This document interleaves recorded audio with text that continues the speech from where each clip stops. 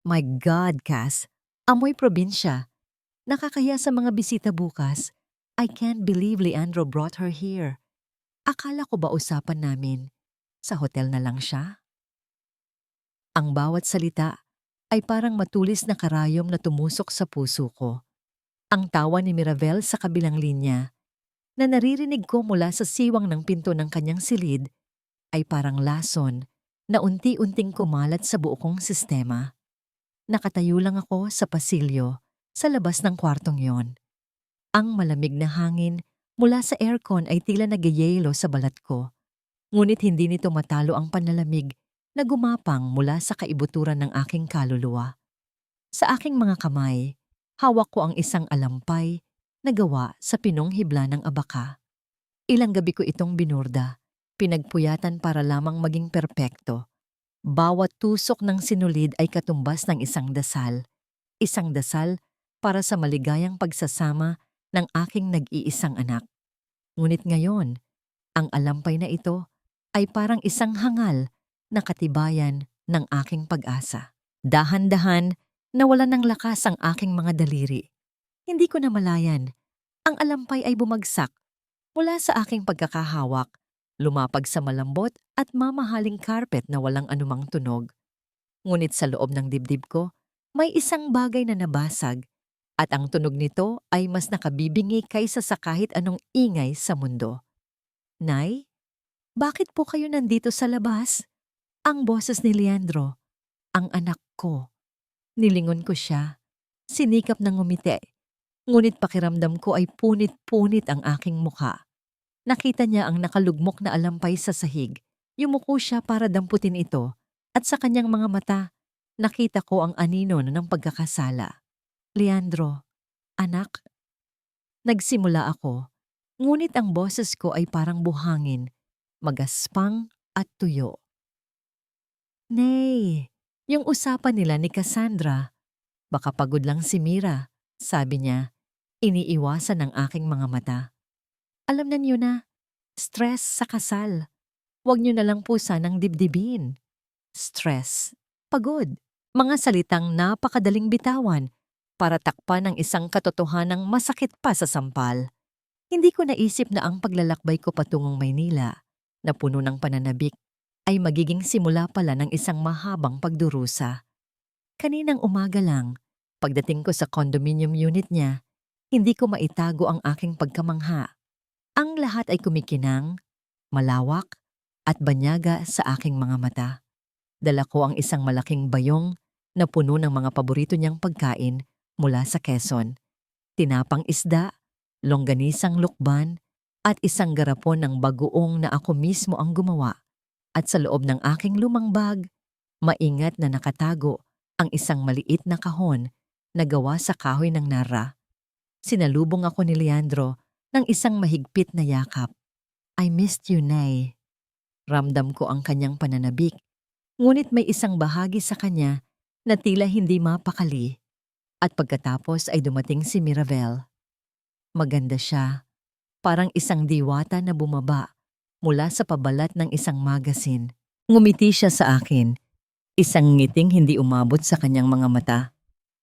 Inilahad ko ang aking kamay para magmano, isang gawi ng paggalang na ipinamana pa sa akin ng aking mga magulang. Ngunit tinitigan niya lang ito at sa halip na abutin, ibinaling niya ang kanyang pansin kay Leandro. Honey, the caterer is calling. Isang malamig na kirot ang gumuhit sa aking puso. Ngunit ipinagsawalang bahala ko ito. Baka sa Maynila, hindi na uso ang ganitong mga gawi. Ang mas masakit ay nangyari pagkatapos. Habang nag-aayos ako ng aking mga gamit, nilapitan ako ni Leandro. Kinuha ko mula sa aking bag ang bordadong alampay na ngayon ay nasa sahig.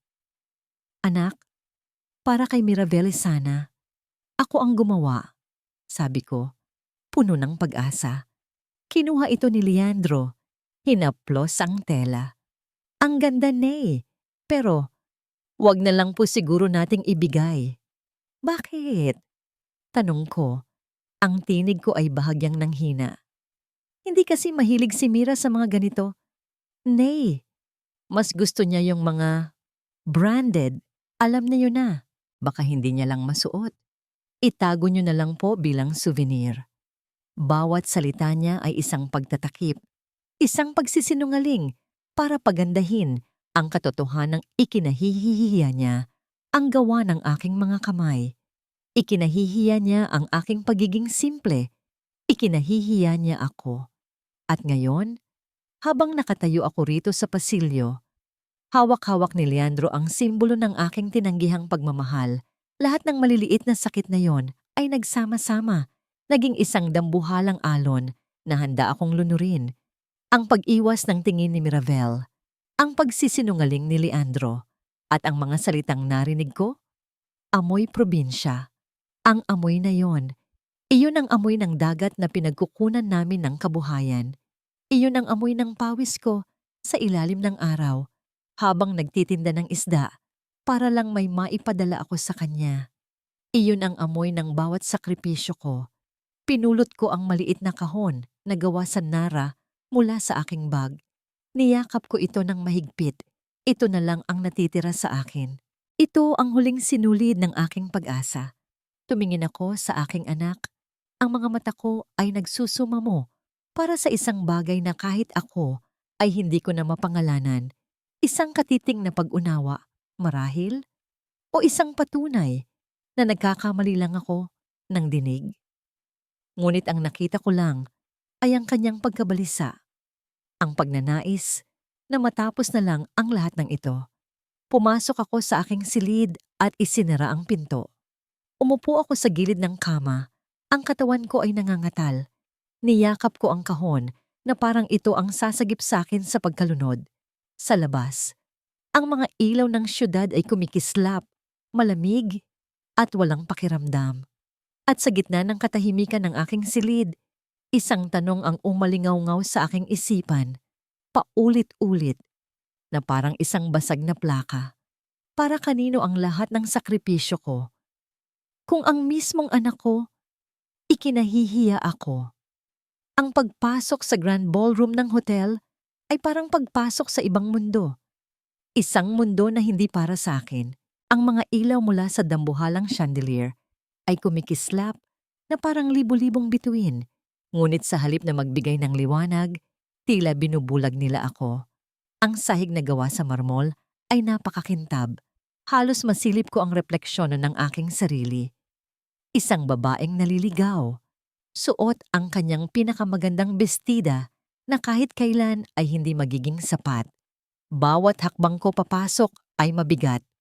Ang mga tingin ng mga bisita na nakasuot ng mga eleganteng barong at nagniningning na mga gown ay parang mga karayom na tumutusok sa aking balat.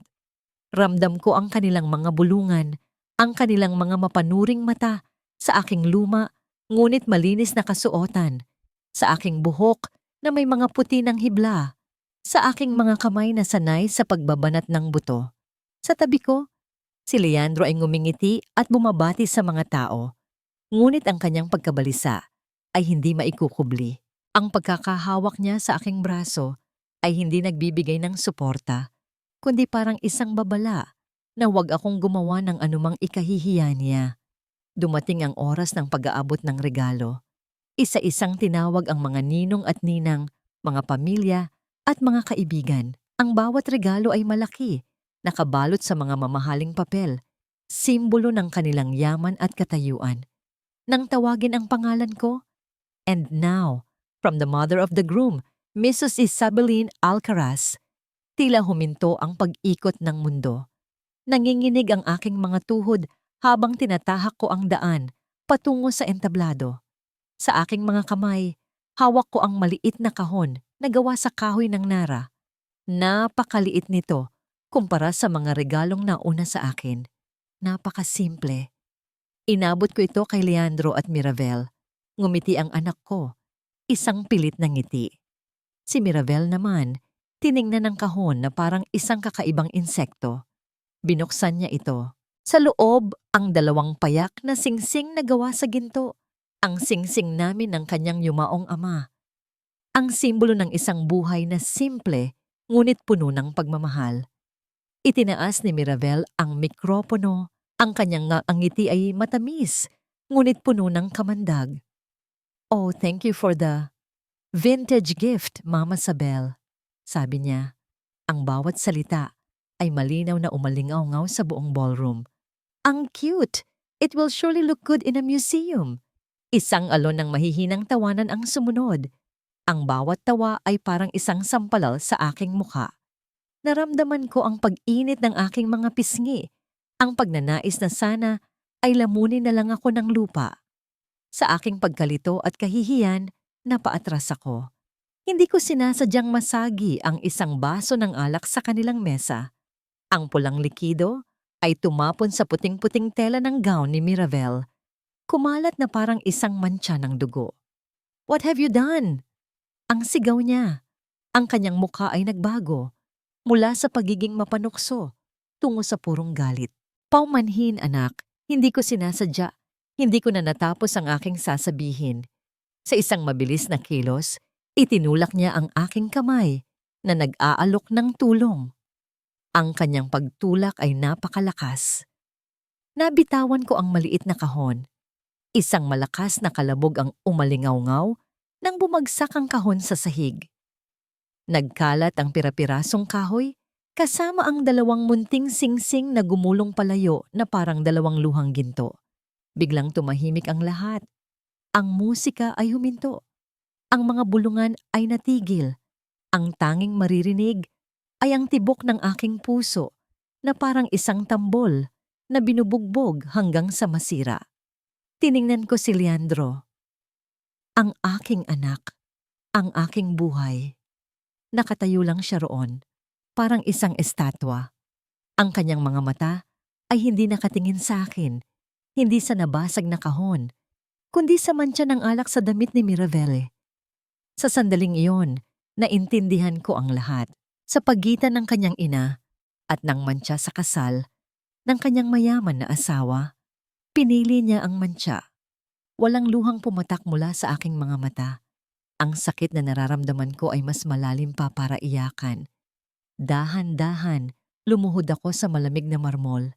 Hindi ko ininda ang sakit sa aking mga tuhod. Isa-isa kong pinulot. Ang mga pira-pirasong kahoy. Hinawakan ko ang isang piraso at sa isang saglit, tila bumalik ang alaala ng mga kamay ng aking asawa na unang humubog dito. Isang alaala ng kaligayahan sa gitna ng impyernong ito. Pinulot ko ang dalawang singsing. Isinara ko ang mga ito sa aking palad. Tumayo ako. Tiningnan ko si Leandro sa huling pagkakataon. Sa aking mga mata, ipinadala ko ang lahat ng hindi ko masabi. Ang aking pagmamahal, ang aking mga sakripisyo, at ang aking basag na puso. Pagkatapos, tumalikod ako. Nagsimula akong maglakad palayo. Bawat hakbang ay isang paglalakbay papalayo sa anak na pinalaki ko. Narinig ko ang pagsisimula muli ng mga bulungan sa aking likuran, ngunit hindi ko na sila pinansin.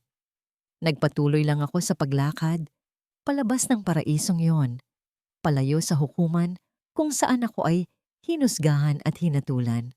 Nang makalabas ako sa malaking pinto ng hotel, sinalubong ako ng malamig na hangin ng gabi. At kasabay nito, ang pagbagsak ng ulan. Malalaki at mabibigat na patak na tila nakikidalamhati sa akin. Wala akong payong, wala akong masisilungan.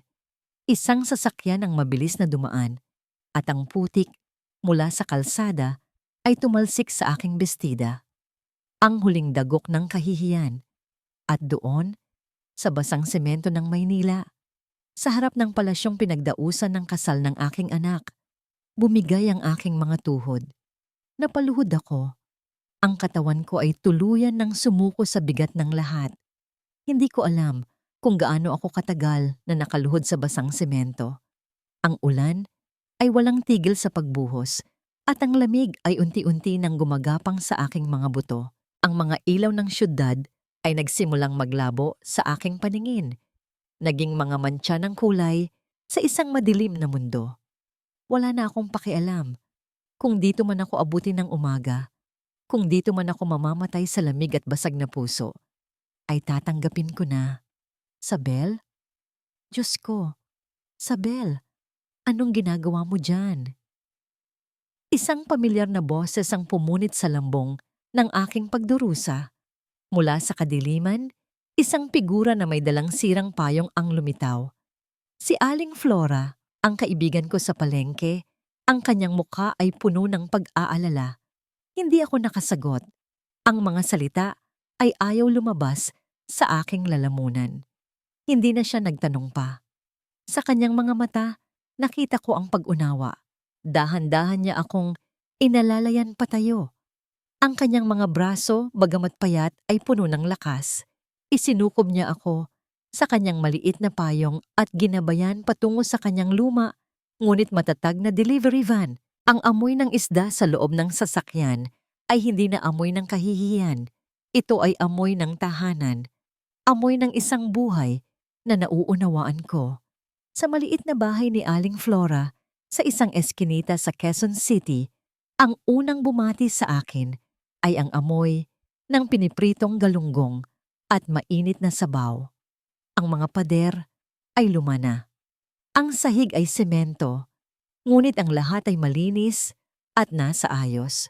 Sa isang sulok, ang ritmo ng pagpatak ng ulan sa yero nilang bubong ay lumikha ng isang malungkot, ngunit pamilyar na himig. Walang tanong, walang panghuhusga. Inabutan ako ni Aling Flora ng isang tuyong tuwalya at itinuro ang banyo.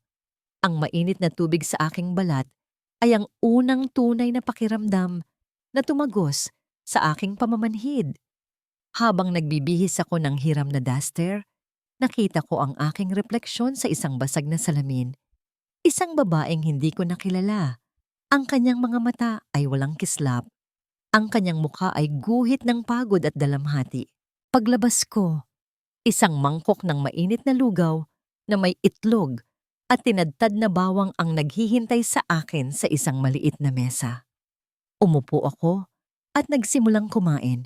Bawat subo ay mahirap. Parang may isang malaking bato na nakabara sa aking lalamunan. Ngunit hindi tumigil si Aling Flora sa pagbabantay sa akin. Tinitiyak na uubusin ko ang lahat. Hindi siya nagsalita ng mga salitang pampalubag loob. Sa halip, binigyan niya ako ng isang bagay na mas kailangan ko. Ang tahimik na pagdamay. Ilang araw ang lumipas na parang panaginip. Nananatili ako sa bahay ni Flora, tumutulong sa mga gawaing bahay, naglalaba, nagluluto. Isang paraan para takasan ang mga alaala na pilit bumabalik sa tuwing ipipikit ko ang aking mga mata. Isang umaga, habang nagtutupi ako ng mga damit, tumunog ang telepono ni Flora. Iniabot niya ito sa akin. "Si Leandro," sabi niya sa mahinang tinig. Nanginginig ang aking mga kamay habang inaabot ko ang telepono. "Anak? Nay, kumusta na po kayo?" Ang boses niya ay mababa at nag-aalinlangan. "Nabalitaan ko po kay Aling Nena na dyan daw po kayo nakatira." Hindi ako sumagot. Ano ang gusto niyang marinig? Na maayos lang ako? "Nay, pasensya na po sa nangyari," patuloy niya. "Medyo complicated po kasi. Si Mirabel po. She's very stressed. Sana po maintindihan niyo." Pagod, stress, pag-unawa. Ang mga salitang yon ay parang mga insulto. Hiniling niya na unawain ko ang babaeng dumurog sa aking pagkatao sa harap ng daan-daang tao. Hiniling niya na unawain ko siya sa kanyang pananahimik. "May kailangan ka pa ba, Leandro?" Tanong ko. Ang boses ko ay malamig at walang emosyon. "Nay, ang pakiusap ko lang po sana, huwag na po sana nating palakihin ito. Para sa kapayapaan na lang po ng lahat." Doon, pinatay ko ang tawag. Ibinaba ko ang telepono na parang isang mabigat na bagay na ayaw ko nang hawakan pa. Ang kapayapaan na sinasabi niya ay hindi para sa akin. Iyon ay para sa kanila. Sa gabing iyon, habang inaayos ko ang iilan kong gamit na nabasa ng ulan, nakita ko ang sirang kahon ng nara. Sa loob nito, bukod sa 2 singsing, ay may isang maliit at lumang kwaderno. Ito ang aklat ng mga resipe ng aking ina. Binuklat ko ito at ang mga pahina ay amoy ng nakaraan. Sa isang pahina, nakasulat ang kanyang perpektong sulat kamay. Espesyal na bagoong ng mga Alcaraz. Kinabukasan, may isang ideya na nabuo sa aking isipan. Ginamit ko ang natitira kong pera para bumili ng mga sangkap. Sa maliit na kusina ni Flora, sinimulan kong lutuin ang bagoong. Sumusunod sa bawat hakbang na nakasulat sa aklat. Ang halimuyak ng alamang, bawang at suka ay pumuno sa buong kabahayan. Nang matikman ito ni Flora, nanlaki ang kanyang mga mata. "Sabel, ito na ang kayamanan mo. Masarap ito. Bakit hindi mo ito ibenta?" Sa unang pagkakataon sa loob ng maraming araw, isang maliit na kislap ng pag-asa ang sumilay sa aking puso. Inilagay ko ang mga bagong lutong bagoong sa malilinis na garapon. Tinawag ko itong bagoong amihan, ipinangalan sa hangin na nagdadala ng lamig at pagbabago sa aming probinsya. Habang tinititigan ko ang mga garapon na nakahilera sa mesa, isang pakiramdam ng munting tagumpay ang aking naramdaman. Ito ay isang bagay na akin. Isang bagay na gawa ng aking mga kamay. Isang katok sa pinto ang pumutol sa aking pag-iisip. Isang kartero. May iniabot siyang isang sobrang kulay brown. "Para po kay Isabelin Alcaraz," sabi niya. Pinasalamatan ko siya at isinara ang pinto. Sino kaya ang magpapadala sa akin ng sulat? Dahan-dahan, pinunit ko ang sobre. Sa loob ay isang formal na liham na may mga salitang hindi ko lubos na maunawaan. Ngunit may isang pangungusap doon na malinaw na parang kidlat na tumama sa akin. "You are hereby given 30 days to vacate the premises." Isang notice of eviction. Ipinagbibili ang bahay at lupa na minana ko pa sa aking mga magulang. Sa ilalim ng dokumento, sa ibabaw ng linyang may titulong Seller/Owner, nakasulat ang isang pangalan na dumurog sa huling natitirang piraso ng aking puso. Leandro Alcaraz. Ang papel ay naging yelo sa aking mga kamay. Bawat letra, bawat salita sa dokumentong yon ay tila may sariling bigat. Isang bigat na dahan-dahang dumudurog sa akin. Hindi ako makahinga. Ang pangalan sa ilalim ng kontrata, Leandro Alcaraz, ay paulit-ulit na sumasayaw sa aking paningin. Isang pangalan na minsan ay simbolo ng aking pangarap. Ngayon ay naging sagisag ng isang sukdulang pagtataksil. Ang bahay. Hindi lang yon isang istruktura na gawa sa kahoy at semento. Iyon ang aking mundo. Sa bawat sulok niyon ay may nakakubling alaala. Ang halakhak ng aking asawa habang nagkakarpintero, ang mga unang hakbang ni Leandro sa sahig na yari sa kawayan, ang amoy ng mga bulaklak ng sampagita mula sa hardin na ako mismo ang nagtanim. Ang lahat ng iyon, ang buong buhay ko, ay ipinagbili na parang isang lumang kasangkapan na wala ng halaga. Pumasok si Aling Flora sa silid, may dalang isang basong tubig. Nakikita niya ang papel sa aking kamay. Nakikita niya ang kawalan sa aking mga mata. Hindi na siya nagtanong. Kinuha niya ang sulat at binasa. Ang kanyang mukha ay dahan-dahang nag-alab sa galit. "Walang hiya," ang mariin niyang sabi. Ang kanyang boses ay nanginginig. Pati ang tahanan ng sarili niyang ina. Ipinagbili? Anong klase siyang anak? At anong demonyo ang babaeng iyon para hayaan itong mangyari? Ang kanyang galit ay isang apoy na hindi ko maramdaman. Ako ay manhid, nagyelo sa gitna ng aking sariling kalamidad. May isang bahagi sa akin na ayaw pa ring maniwala. Kailangan kong marinig mula sa kanya. Kailangan kong marinig ang hatol mula sa bibig mismo ng aking anak. Ginamit ko ang telepono ni Flora at tinawagan ang numero ni Leandro. Matagal bago niya ito sinagot. "Nay? Totoo ba, Leandro?" Tanong ko, ang aking boses ay isang bulong na puno ng sakit. "Totoo bang ipinagbili mo ang bahay natin?" Isang mahabang katahimikan. Sa kabilang linya, narinig ko ang kanyang mabigat na paghinga. "Nay, pakinggan niyo po muna ako. Kailangan lang po namin ng pera para sa isang malaking investment. Babawiin din po natin yun. Doble pa, triple pa po ang ibabalik ko sa inyo. Ang kanyang mga salita ay walang laman, mga pangakong lumulutang sa hangin. At bago pa ako makasagot, isang matinis na boses ang sumingit sa kabilang linya. Si Mirabel. "Oh my God, Leandro, just tell her the truth." Narinig kong sabi niya sa background malinaw at walang pakundangan. "It's our money now. Besides, that old shack is an eyesore. It's about time we get rid of it." Shack. Barong-barong.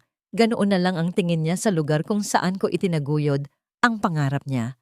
Kasunod niyon ay ang tunog ng pagbaba ng telepono, naputol ang linya, at kasabay noon, naputol na rin ang huling hibla ng pag-asang kumukuyapit sa aking puso. Ang balita ay mabilis na kumalat sa aming maliit na komunidad sa Eskinita.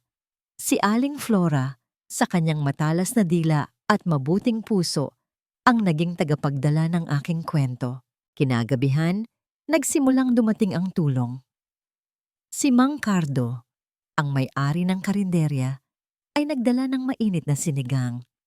Si Aling Nena ay nag-abot ng isang supot ng pandesal para sa almusal. Ang mga kapitbahay na dati ay binabati ko lang sa daan ay isa-isang kumatok. Nag-aalok ng kung anong mayroon sila. Isang banig, ilang dilata, isang yakap. Ito ang bayanihan. Isang bagay na hindi kailanman mauunawaan sa malamig at kumikinang na mundo ni Mirabel. Sa gitna ng aking pagguho, itinayo ako muli ng mga kamay ng mga taong, tulad ko, ay simple lang ang pamumuhay. Isang matandang babae, si Lola Ading, ang lumapit sa akin. "Sabel, iha," sabi niya. Ang kanyang mga mata ay puno ng awa. "May isa akong kwarto sa ibaba ng bahay ko. Maliit lang pero tuyo. Pwede mong upahan sa murang halaga hanggat hindi ka pa nakakahanap ng malilipatan." Tinanggap ko ang kanyang alok. Kinabukasan, sa tulong ni Aling Flora at ng iba pa naming kapitbahay, inilipat namin ang iilan kong gamit. Ang kwarto ay nasa basement ng isang lumang bahay. Ang amoy nito ay pinaghalong alikabok at halumigmig. May isang maliit na bintana malapit sa kisame na nagpapakita lang ng mga paang dumaraan sa kalsada. Madilim, masikip. Ito ang aking bagong tahanan. Nang gabing iyon, matapos kong ayusin ang aking mga gamit, umupo ako sa gilid ng aking bagong higaan. Isang manipis na kutsyon sa sahig. Tinitigan ko ang aking refleksyon sa isang maliit at gasgas na salamin. Ang babaeng nakatingin sa akin ay hindi na ang babaeng umiiyak. Ang kanyang mga mata ay tuyo. Ang kanyang mukha ay kalmado. Kinuha nila ang aking anak. Kinuha nila ang aking dignidad. At ngayon, kinuha nila ang aking tahanan. Wala na silang maaaring kunin pa sa akin. Isang bagong damdamin ang nagsimulang umusbong sa loob ng aking dibdib. Isang damdamin na mas malakas kaysa sa sakit. Ito ay determinasyon. Isang malamig at matigas na determinasyon. Tinitigan ko ang aking sarili sa salamin at bumulong sa katahimikan ng aking bagong kulungan. "Kinuha ninyo ang lahat," sabi ko sa aking refleksyon. Ngayon, makikita ninyo kung sino si Isabelline Alcaraz. Ang bawat araw sa aking bagong tahanan ay nagsisimula bago pa man sumikat ang araw. Ang unang liwanag na aking nakikita ay hindi mula sa bintana, kundi mula sa apoy ng aking munting kalan. Ang maliit na espasyo ay nagiging isang abalang kusina. Dito, sa gitna ng amoy ng bawang, sibuyas at bagoong alamang, unti-unti kong binubuo muli ang aking sarili. Sa tulong ni Aling Flora, nakahanap ako ng isang maliit na pwesto sa palengke. Hindi ito isang tindahan, kundi isang mesa lamang na yari sa kawayan sa gilid ng pasilyo. Sapat lang para sa aking mga garapo ng bagoong amihan. Sa una, iilan lang ang bumibili. Tinitingnan nila ang aking produkto ng may pag-aalinlangan. Ngunit ang bawat isa na sumusubok ay bumabalik at sa susunod ay may kasama ng iba. Saan ninyo nakuha ang resepeng ito, Aling Sabel? Tanong ng isang suki. Kakaiba ang lasa. May tamis, may anghang, hindi tulad ng iba. Pamana pa po ng aking ina. Sagot ko, isang maliit na ngiti ang sumisilay sa aking mga labi. Ang bawat garapon na nabebenta ay hindi lang pera. Ito ay isang patunay na ang pamana ng aking pamilya, ang pagiging simple at tunay ay may halaga pa rin. Samantala, sa kumikinang na mundo ni Leandro at Miravel, ang mga bagay ay hindi kasing perpekto ng kanilang ipinapakita. Ang pera mula sa pagbebenta ng aking bahay ay inilagak sa isang proyektong real estate na ipinipilit ni Miravel. Gabi-gabi, ang kanilang pag-uusap ay hindi na tungkol sa pagmamahal, kundi tungkol sa mga blueprints, mga kontrata, at mga numero. Leandro, are you sure about these figures? The cost of materials is higher than projected. Sasabihin ni Miravel, ang kanyang boses ay may bahid ng inis habang nakatutok sa kanyang laptop. I checked them twice, Mira. That's the best price we can get. Sagot ni Leandro. Ang pagod ay bakas sa kanyang boses. Maybe we should slow down a bit. This is a huge risk. Slow down? We can't slow down. The Montesa name does not slow down. Ang sagot ni Miravel, ang kanyang mga salita ay matalas. This is our chance to build our own empire, Leandro. Don't be a coward. Ang salitang coward, duwag, ay parang isang sampal kay Leandro. Ito ang salitang lihim niyang ikinakatakot na itawag sa kanya. Kaya't tumitiklop siya, sumusunod sa bawat utos, sa bawat ambisyon ni Miravel. Kahit na sa loob niya ay may isang tinig na nagsasabing mali ang lahat ng ito. Isang hapon, habang nag-aayos ako ng aking paninda, isang batang babae na may hawak na cellphone ang lumapit sa akin. Siya ay si Jessica, isang food vlogger na kilala sa kanilang lugar. Good afternoon po, Nay. Pwede po ba kayong ma-interview? Narinig ko po kasi na sikat daw ang bagoong ninyo. Sabi niya, nakangiti. Sa una ay nag-alangan ako, ngunit pumayag din.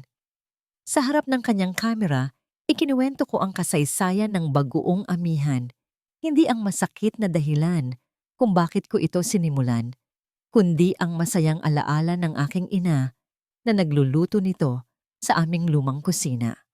Ang aking kwento ay simple at totoo. Kinabukasan, nagulat ako. Isang mahabang pila ng mga tao ang naghihintay sa aking maliit na pwesto. Ang video ni Jessica ay nag-viral. Ang mga tao ay hindi lang bumibili. Gusto nilang marinig ang aking kwento. Gusto nilang maging bahagi ng aking munting tagumpay. Ang bagoong amihan ay hindi na lang isang produkto. Ito ay naging isang simbolo. Isang simbolo na kahit sa pinakamadilim na kabanata ng buhay, mayroon pa ring pwedeng isilang na bago at maganda. Sa pagtatapos ng araw, habang binibilang ko ang aking pinagbentahan, isang halaga na mas malaki pa sa kinikita ko sa isang linggong pagtitinda ng isda noon. Isang ngiti ang gumuhit sa aking muka. Isang tunay at masayang nangiti. Tumingala ako sa langit mula sa siwang ng bubong ng palengke. Hindi ko pa napapatawad ang aking anak. Ang sakit ay naroon pa rin. Ngunit sa unang pagkakataon, naramdaman ko na kaya kong mabuhay nang wala siya. Kaya kong tumayo sa sarili kong mga paa. Hindi niya alam, pero ang kanyang pagtataksil ang nagbigay daan sa aking paglaya. Ang tagumpay, kahit gaano kaliit, ay may sariling ritmo. Para sa akin ang ritmo na yon ay ang tunog ng takip ng garapon na sumasara ng mahigpit, ang kalansing ng mga barya sa aking lumang latang alkansya at ang masayang tawanan ng aking mga suki sa palengke. Ang buhay sa maliit na silong ay mahirap, ngunit ito ay payapa. Isang kapayapaang pinaghirapan ko, isang kapayapaang ipinagdamot sa akin noon. Isang hapon, Habang abala ako sa paghahanda ng isang malaking order ng bagoong amihan para sa isang kalapit na karinderya, ang ritmong iyon ay biglang nabasag. Isang itim at kumikinang na sasakyan ang huminto sa dulo ng aming eskinita na tila isang dambuhalang ibon na napadpad sa aming makitid na kalye.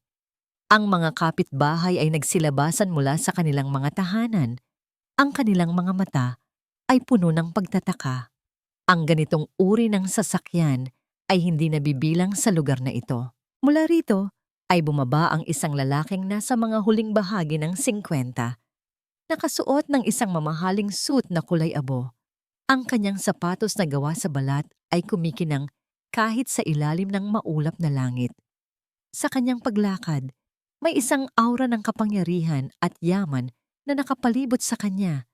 Isang bagay na agad na naghihiwalay sa kanya mula sa aming lahat. Nagtanong siya sa isang batang naglalaro sa kalsada. Itinuro ng bata ang aking pintuan. At sa isang saglit, ang lalaki ay nakatayo na sa aking harapan. "Magandang hapon po," bati niya. Ang kanyang boses ay kalmado at formal. "Hinahanap ko po si Ginang Isabelin Alcaraz." Ang paggamit niya ng ginang ay nagbigay sa akin ng kaba. "Ako nga po. Ano po ang maipaglilingkod ko sa inyo? Maaari po ba tayong mag-usap sa isang lugar na mas pribado?" Tanong niya.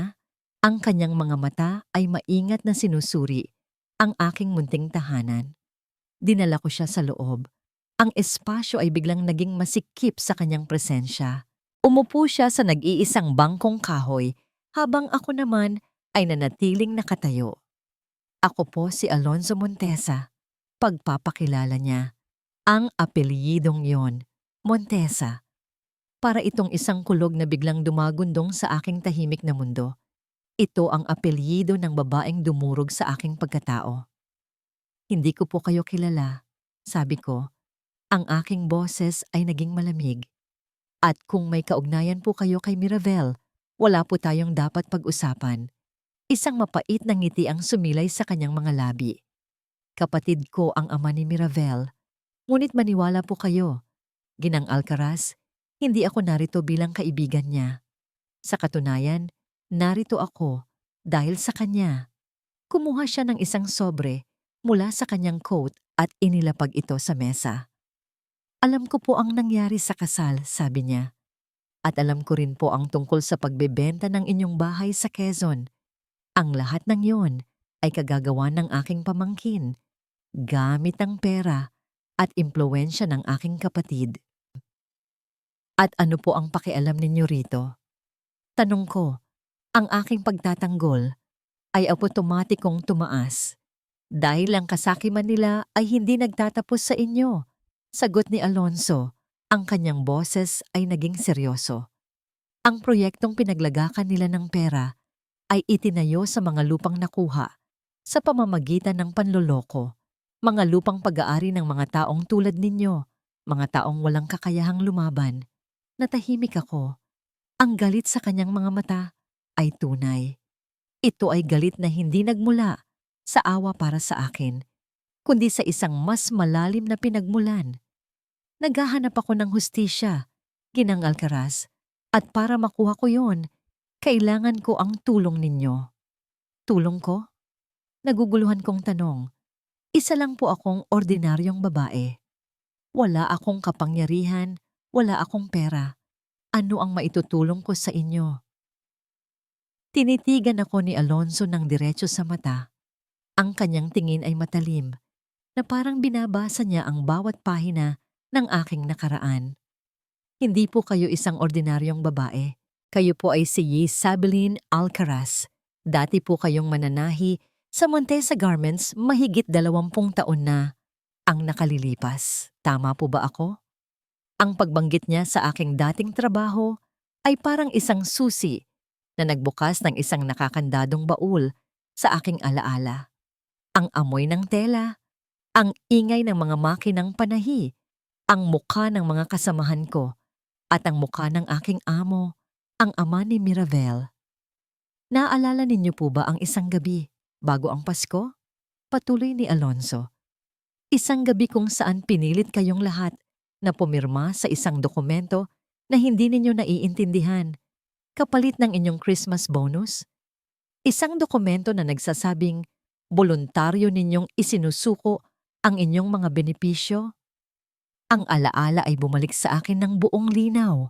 Ang takot sa mga mata ng aking mga kasamahan, ang bigat ng ballpen sa aking kamay, ang pag-asa na ang kaunting pera ay makakatulong sa pag-aaral ni Leandro.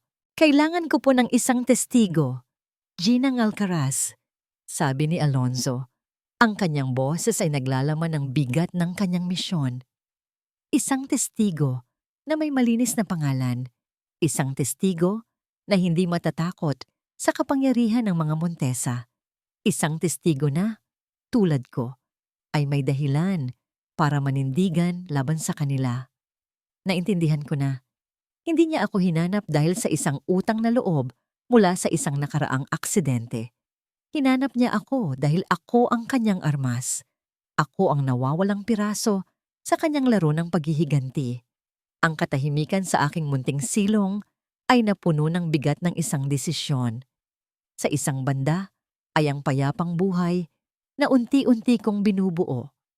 Sa kabilang banda ay ang pagkakataong harapin ang mga anino ng nakaraan, hindi lang para sa aking sarili, kundi para sa lahat ng mga taong, tulad ko, ay tinapakan at inabuso. Ang pagbisitang ito ay hindi isang aksidente. Ito ay isang paanyaya mula sa tadhana. Isang paanyaya na tapusin ang laban na hindi ko sinimulan, ngunit ako ang itinakdang magwakas. Nang umalis si Alonzo Montesa, ang mga salita niya ay naiwang nakalutang sa hangin ng aking munting silid. Mabigat at puno ng kahulugan. Ang alok niya ay hindi lang isang alok. Ito ay isang salamin na ipinaharap sa akin. Pilit na ipinapakita ang isang mukha ng aking sarili na matagal ko nang ibinaon sa limot. Ang mukha ng takot. Napaupo ako sa aking papag. Ang mga kamay ko ay nanginginig. Ipinikit ko ang aking mga mata. Ngunit sa halip na kadiliman, ang nakita ko ay ang maingay at maalinsangang paggawaan ng Montesa garments. Tila bumalik ang aking gunita, 20 taon na ang nakalilipas. Ang sabay-sabay na pagtahip ng daan-daang makina ay isang halimaw na bakal na hindi natutulog. Ang ingay nito ay kumakain sa anumang pag-uusap. Ang init sa loob ng paggawaan ay parang hininga ng pugon. Pinapawisan ang aming mga likod at pinapatuyo ang aming mga lalamunan. Ang alikabok mula sa mga tela ay lumulutang sa hangin, kumakapit sa aming mga buhok at damit.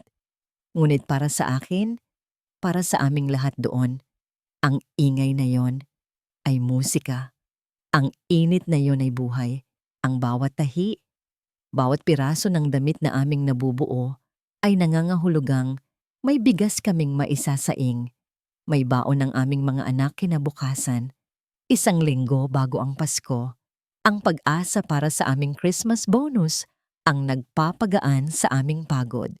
Ngunit ng hapong iyon, ang amo naming si Don Ricardo Montesa, ang ama ni Mirabel, ay biglang ipinatawag kaming lahat.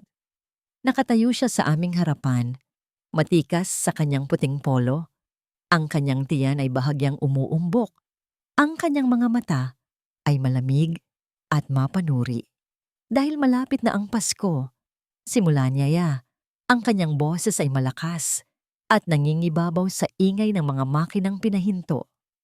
Ang kumpanya ay magbibigay sa inyo ng maagang pamasko. Isang alon ng kasiyahan ang dumaan sa aming hanay.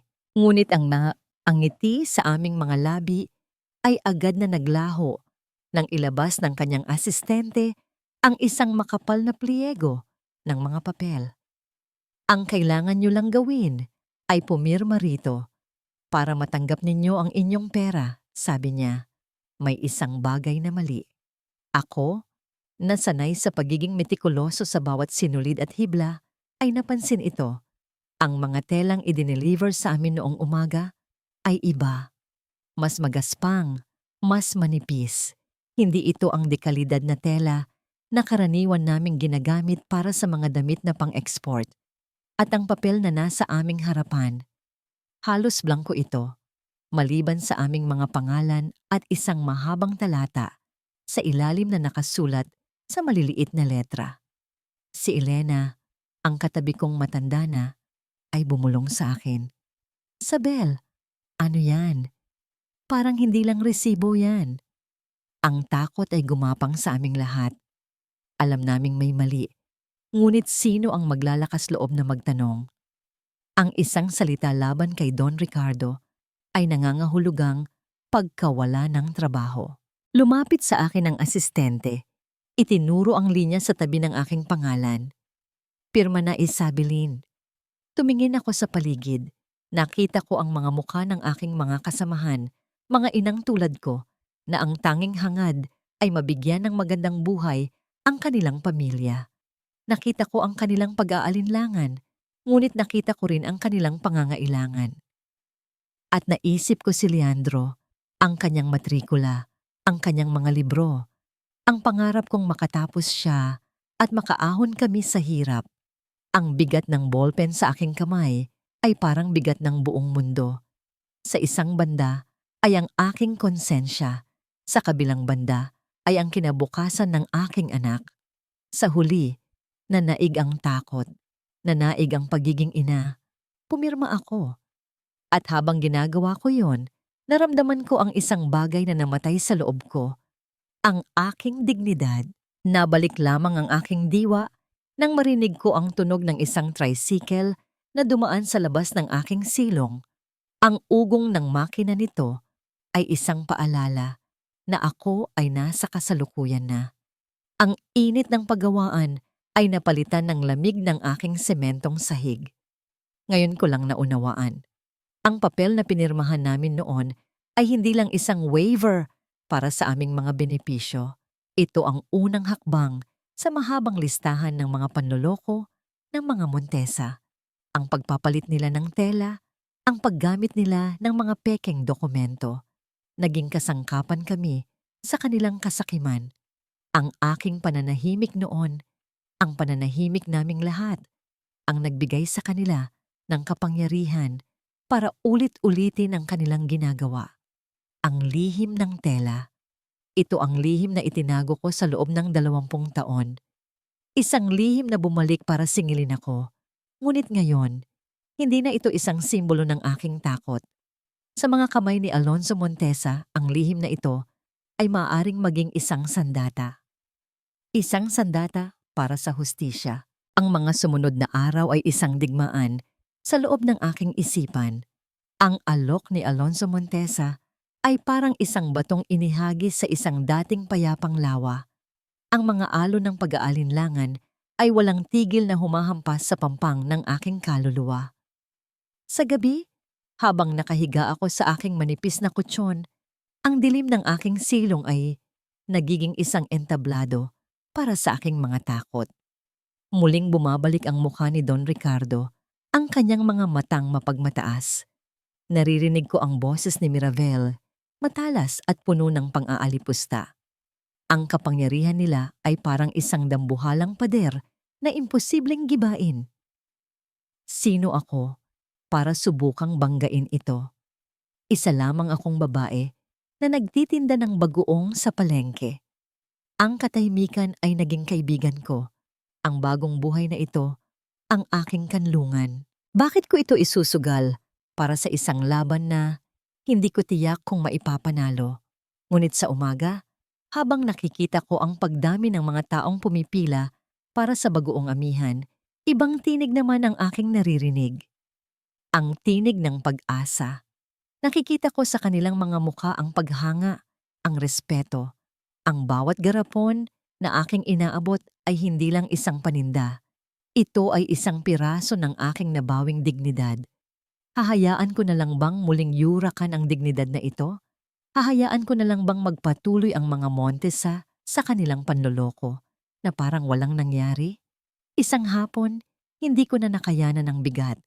Isinara ko ng maaga ang aking pwesto at dumiretso ako sa bahay ni Aling Flora.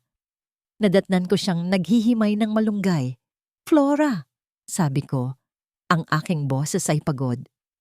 Ano ang gagawin ko? Ikinuwento ko sa kanya ang lahat. Ang pagdating ni Alonzo, ang lihim ng tela, ang alok na maging testigo. Nakikinig siya ng walang kibo. Ang kanyang mga kamay ay hindi tumitigil sa paghihimay. Nang matapos ako, huminga siya ng malalim. Sabel, mga demonyo ang babanggain mo. Alam natin yan. Pwede ka nilang gipitin. Pwede nilang sirain itong munting negosyo na sinimulan mo. Hinawakan niya ang aking kamay. Ang kanyang palad ay magaspang, tulad ng sa akin, ngunit mainit. Pero, patuloy niya, kung mananahimik ka, hindi ba't parang hinayaan mo na rin silang manalo? Hindi lang noon, kundi ngayon, at magpakailanman? Ang mga salita niya ay tumagos sa akin, ngunit ang takot ay isang ugat na malalim na nakabaon. Ang sagot sa aking tanong ay dumating kinabukasan sa paraang hindi ko inaasahan. Ito ay dumating sa anyo ng isang babaeng nakaputing bestida, suot ang malalaking sunglasses at may bitbit na mamahaling bag. Huminto siya sa harap ng aking pwesto. Ang kanyang presensya ay kaagad na umagaw ng pansin. "Excuse me," sabi niya. Ang kanyang boses ay matinis at puno ng arte. "Ito ba yung sikat na bagong amihan? I heard it's made in a basement. How rustic." Hindi ako sumagot. Binuksan niya ang isang garapon at kunwaring inamoy ito. Bigla siyang umarteng na susuka. "Yak! Ano ba to? Amoy luma. Sigurado ba kayong malinis to? Baka may kasama ng ipis yan sa ilalim." Ang kanyang mga salita ay malakas, sinadya para marinig ng lahat. Ang mga taong nakapila ay nagsimulang magbulungan. Ang ilan ay umalis. Nagkagulo ang mga tao. Isang babaeng suki ko ang sumubok na ipagtanggol ako. "Hoy, miss! Masarap yan at malinis. Huwag kang manira." Ngunit ngumisi lang ang babae. "Oh, really? How would you know? For all we know, baka galing sa basura ang mga sangkap niyan." Naintindihan ko na. Ito ay isang pag-atake, isang planadong paninira. Hindi ko man kilala ang babae. Sigurado akong may isang tao sa likod niya. Isang taong may pangalang Montesa. Sinisira nila hindi ang produkto ko, kundi ang pangalan ko. Ang huling bagay na natitira sa akin, ito na. Ang giyerang iniiwasan ko ay dinala na nila sa aking harapan. Ang pananahimik ay hindi na kapayapaan. Ito ay pagsuko. Isang matandang lola na kanina pa nakapila ang lumapit. Hindi niya pinansin ang kaguluhan. Kumuha siya ng 2 garapon at nag-abot ng bayad. "Huwag mo silang pansinin, Inay Isabel," bulong niya sa akin. "Alam namin ang totoo." Ang maliit na galaw na yon, ang simpleng pagtitiwalang yon, ang nagsindi ng apoy sa aking kalooban. Nang gabing iyon, pag-uwi ko sa aking silong, hindi na ako nag-alinlangan pa. Hinanap ko ang calling card na iniwan ni Alonzo Montesa. Ang aking mga kamay ay hindi na nanginginig. Ang tibok ng aking puso ay kalmado at buo. Pinindot ko ang mga numero sa telepono ni Flora. Matapos ang ilang saglit, isang formal na boses ang sumagot sa kabilang linya. "Ginoong Montesa," sabi ko. Ang aking boses ay matatag at malinaw. "Ako po si Isabelin Alcaraz." Huminto ako saglit, huminga ng malalim, at binitawan ang mga salitang magbabago sa takbo ng aking buhay. Payag na po ako. Ang pagsang-ayon kong maging testigo ay nagbukas ng isang bagong kabanata sa aking buhay. Isang kabanatang puno ng mga salitang hindi ko kailanman inakalang magiging bahagi ng aking mundo. Affidavit, deposition, subpoena, ang aking munting silong ay naging isang pansamantalang opisina. Si Alonzo Montesa ay nagpadala ng isang batang abogado. Si Attorney David Reyes, isang lalaking may matalas na isip at mga matang puno ng determinasyon. Ang unang pagkikita namin ni Attorney Reyes ay isang mahabang sesyon ng pagbabalik-tanaw. Pilit kong inalala ang bawat detalye ng araw na yon.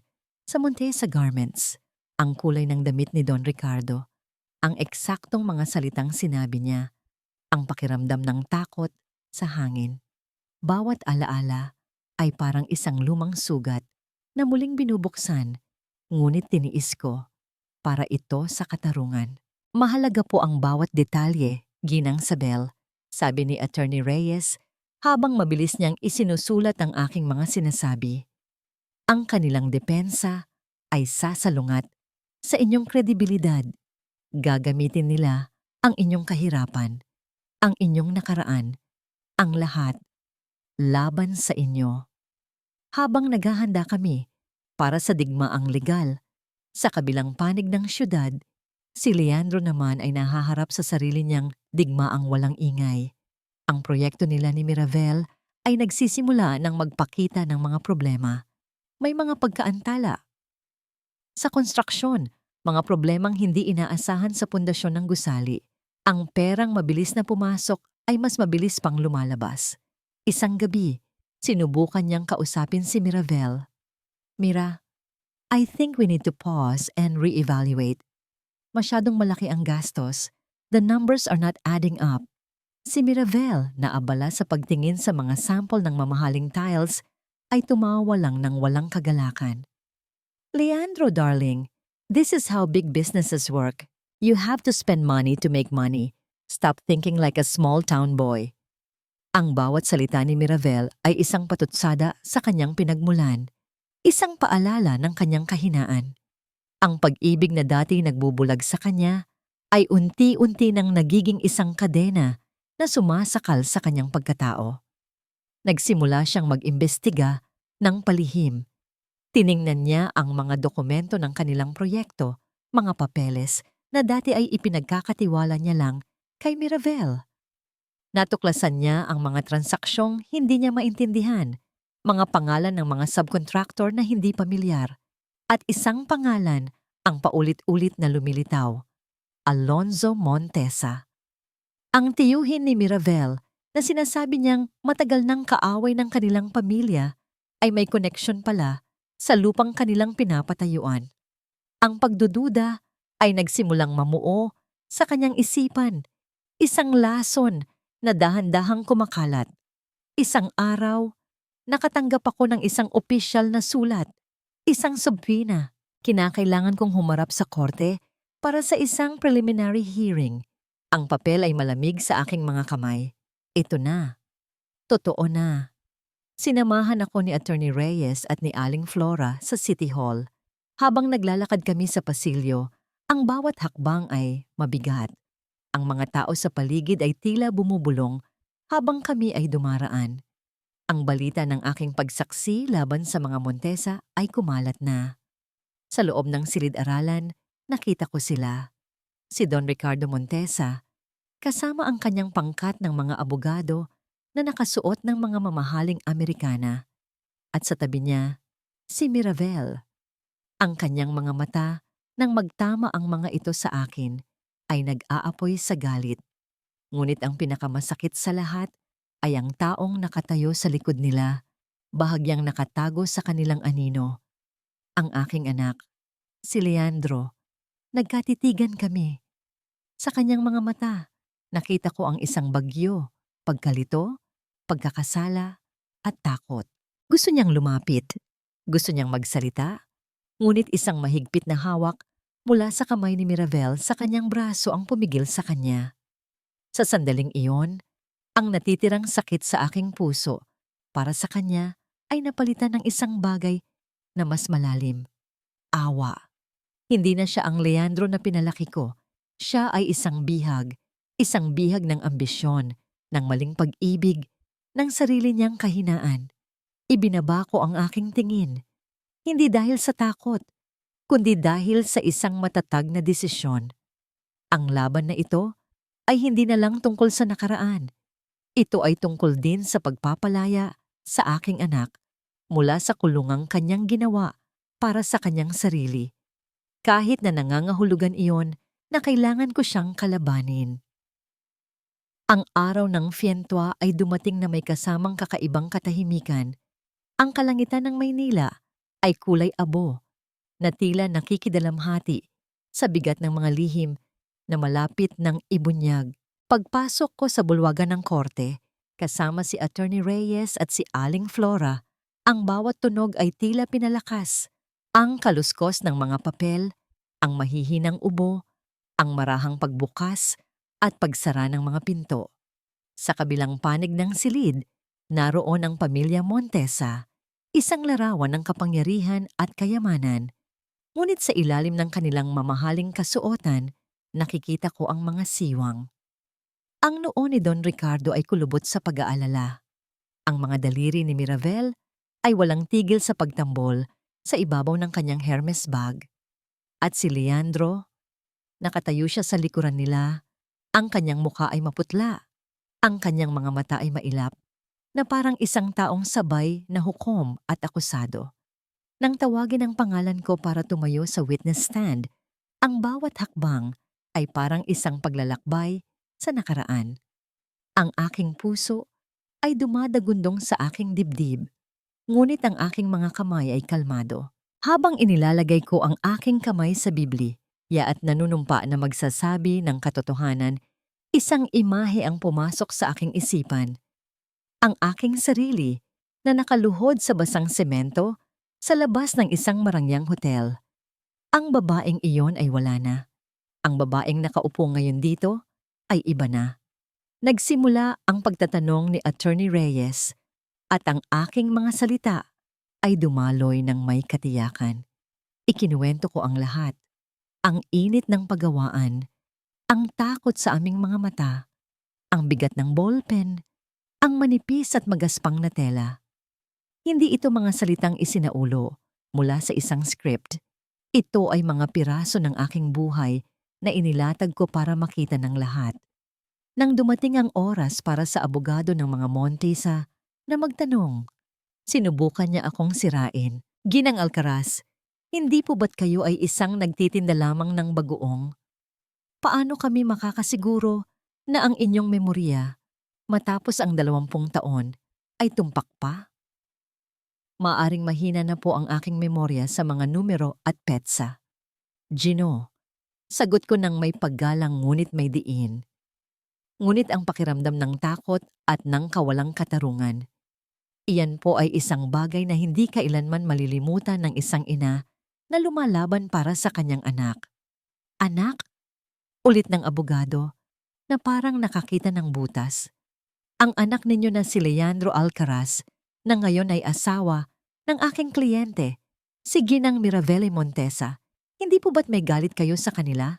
Hindi po ba't ang testimonya ninyong ito ay isa lamang paghihiganti?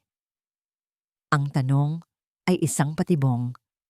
Ngunit sa halip na ikagalit, isang alon ng kalinawan ang bumalot sa akin. Tumingin ako ng diretso sa pwesto kung nasaan si Leandro. Wala po akong galit, sabi ko. Ang aking boses ay malinaw at matatag. Ang mayroon po ako ay awa. Naaawa po ako sa aking anak dahil alam kong sa kaibuturan ng kanyang puso, alam niya kung ano ang tama. Ang mga salitang iyon ay tumama kay Leandro na parang isang malakas na sampal. Nakita ko siyang napayuko, ang kanyang mga balikat ay nanghina. Pagkatapos ng aking testimonya, isinalang ni Alonso Montesa ang iba pa niyang mga ebidensya, mga dokumento, mga bank record, mga testimonya mula sa ibang mga biktima na sa wakas ay nagkaroon ng lakas ng loob na magsalita. Ang pader na itinayo ng mga Montesa ay unti-unting gumuho, ladrilyo, bawat ladrilyo. Ang huling ebidensya ay isang recording, isang pag-uusap sa telepono sa pagitan ni Don Ricardo at ng isang supplier, kung saan malinaw nilang pinag-uusapan ang paggamit ng Class B na tela para sa isang Class A na kontrata. Sa pagtunog ng recording sa buong korte, gumuho ang mundo ni Miravel. Napasigaw siya. Hindi! That's fake! It's fabricated! Ngunit huli na ang lahat.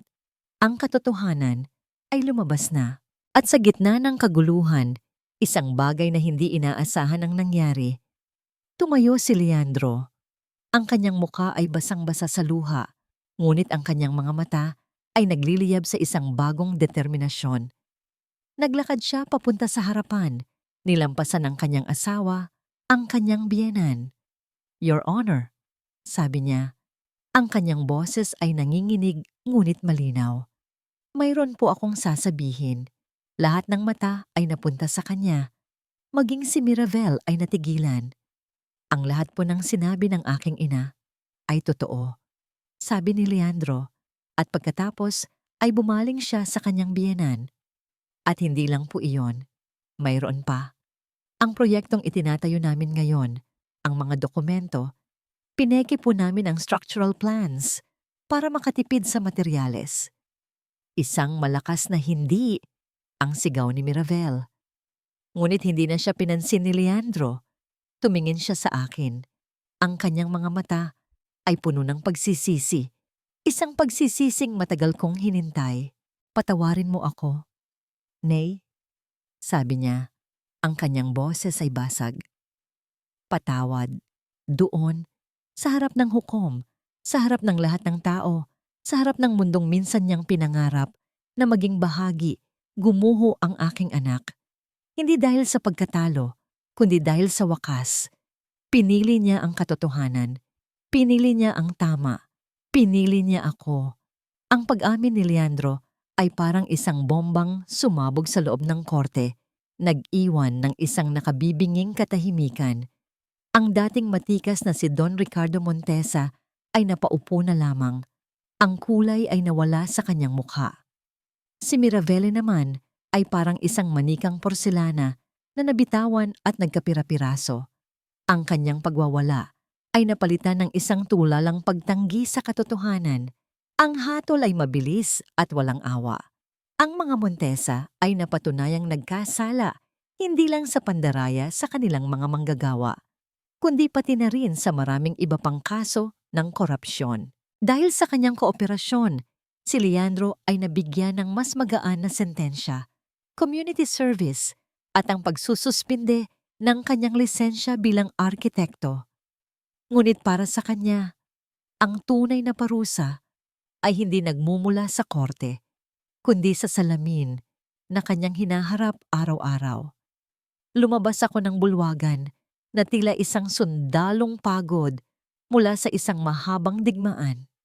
Sa labas, sinalubong ako ng mga yakap ni Aling Flora at ng iba pang mga dating manggagawa na dumalo para sumuporta. Sa kanilang mga mata, nakita ko ang pasasalamat.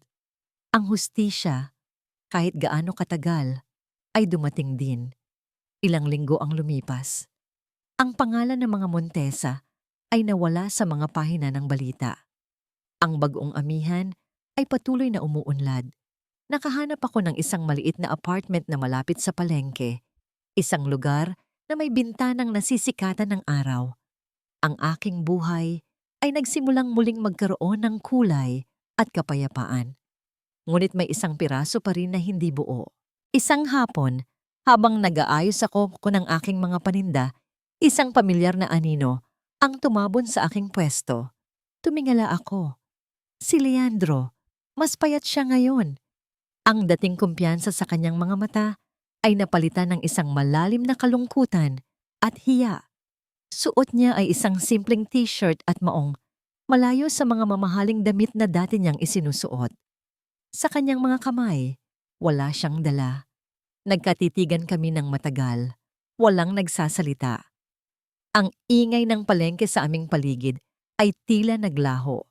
At pagkatapos, sa harap ng lahat ng tao, ng mga nagtitinda, ng mga mamimili, ng mga kargador, dahan-dahan siyang lumuhod sa maruming sahig.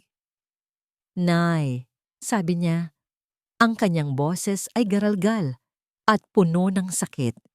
Ang kanyang mga luha ay nagsimulang pumatak, tumutulo sa sementong sahig. "Patawad po. Patawarin niyo po ako sa lahat." Ang mga salitang matagal kong gustong marinig ay narito na, ngunit sa halip na galak, ang naramdaman ko ay isang matinding kirot ng habag. Ang lalaking nakaluhod sa aking harapan ay hindi ang halimaw na nagbenta ng aming tahanan. Siya ang batang minsan kong kinantahan para makatulog. Siya ang binatang buong pagmamalaki kong isinabit ang medalya sa kanyang leeg noong siya'y nagtapos. Siya ang aking anak. Hindi ako nagsalita. Sa halip lumuhod din ako, niyakap ko siya. Isang yakap na mahigpit, isang yakap na nagsasabing naiintindihan ko. Sa yakap na yon, naramdaman ko ang kanyang pagyanig, ang kanyang pag-iyak na walang tunog, ang pagguho ng lahat ng pader na itinayo niya sa paligid ng kanyang puso.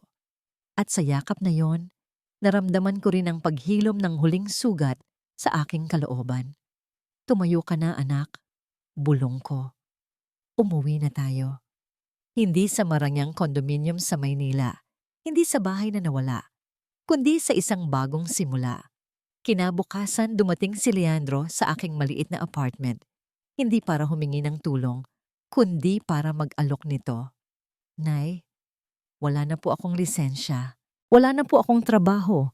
Sabi niya, ang kanyang mga mata ay nakayuko. Pero marunong po akong magbuhat. Marunong po akong maglinis. Hayaan niyo po akong maging katulong ninyo. Hayaan niyo po akong pagsilbihan kayo kahit bilang kabayaran lang sa lahat ng kasalanan ko. Hindi ko siya sinagot ng oo o hindi. Sa halip, inabutan ko siya ng isang apron. Magsimula ka sa paghihiwa ng bawang, sabi ko. Isang maliit na ngiti ang sumilay sa aking mga labi. Ang paghihiwa ng bawang ang naging kanyang unang hakbang. Ang unang hakbang sa mahabang daan ng pagbabayad puri. Ang unang hakbang pabalik sa pagiging isang anak. Ang unang hakbang pauwi. 1 taon na ang lumipas. Ang dating madilim na silong na aking tinirhan ay isa na lamang malayong alaala. Ang bagoong amihan ay hindi na lamang isang maliit na mesa sa palengke. Ito na ngayon ay isang maliit at kaaya-ayang tindahan sa sentro ng aming bayan. Ang pangalan nito ay nakapinta sa isang tabla ng kahoy na may mga disenyong bulaklak. Ang amoy sa loob ay hindi na lang amoy ng nilulutong bagoong, kundi amoy ng tagumpay. Isang tagumpay na pinaghirapan, iniyakan, at sa huli ay pinatamis ng panahon. Ang bagong Leandro ay hindi na ang arkitektong pangarap, ang matataas na gusali. Siya ang aking kanang kamay, ang aking tagabuhat, ang aking tagatala. Araw-araw, ang kanyang mga kamay, na dating sanay sa pagguhit ng mga plano, ay natutong magbuhat ng mga sako ng asin at maglinis ng mga garapon. Sa kanyang mukha, wala na ang anino ng hiya. Napalitan ito ng isang tahimik na dignidad. Sa bawat butil ng pawis na pumapatak mula sa kanyang noo, alam kong binabayaran niya ang kanyang mga pagkakamali. Hindi dahil sa utos ng korte, kundi dahil sa utos ng kanyang sariling puso. Isang araw, isang sulat ang dumating para sa akin. May selyo mula sa pambansang bilangguan. Galing ito kay Miravel. Ang kanyang mga salita ay walang bahid ng paghingi ng tawad, ngunit puno ng isang mapait na pagtanggap. You were right, Sabel. Sulat niya. I spent my whole life chasing after status, only to realize that true value isn't worn or displayed. It's earned. You earned yours. I lost mine. Hindi ko na siya sinagot. Ang sulat na yon ay sapat na para isara ang kabanatang iyon ng aking buhay. Ang mga Montesa ay nawalan ng lahat. Ang kanilang yaman, ang kanilang kapangyarihan, ang kanilang pangalan. Ang hustisya ay nanahan sa wakas. Ngunit para sa akin, ang tunay na kapayapaan ay hindi dumating sa pagbagsak nila. Ito ay dumating sa isang hapon habang nakaupo ako sa dalampasigan, pinapanood ang dapit hapon. Lumapit si Leandro at umupo sa aking tabi. May dala siyang isang bagay na nakabalot sa puting tela. Nang buksan niya ito, ang aking puso ay tila huminto sa pagtibok. Isang maliit na kahon na gawa sa kahoy ng nara. Bago, makinis, Ang bawat sulok ay perpektong hinubog, gawa ito ng kanyang mga kamay. Para po sa mga singsing. Nay, sabi niya sa mahinang tinig. Para po may bago na silang tahanan. Kinuha ko ang kahon. Ang init ng kahoy ay gumapang sa aking palad. Dito, sa loob ng bagong likhang ito, ang basag na alaala ng nakaraan ay sa wakas ay nabuo muli. Tumingin ako sa malawak na karagatan. Sa araw na dahan-dahang lumulubog sa abot-tanaw. Napatawad ko na ba sila? Ang tanong ay sumagi sa aking isipan. Ngunit ang sagot na dumating ay iba. Ang pagpapatawad ay hindi na para sa kanila. Ito ay para sa akin. Ang pagpapatawad ay ang pagpapalaya sa aking sarili mula sa bigat ng galit. Ang pagpapatawad ay ang pagtanggap na ang mga sugat ng nakaraan ang nagpatibay sa akin ngayon. Sa aking puso, wala nang galit, kundi pasasalamat. Pasasalamat sa bawat aral, sa bawat sakit, dahil ang lahat ng yon ang nagdala sa akin dito. Sa payapang dalampasigang ito, katabi ang aking anak na natuto ng magmahal ng tama. Tumayo kami para umuwi na. Bago kami maglakad, huminto si Leandro sa aking harapan.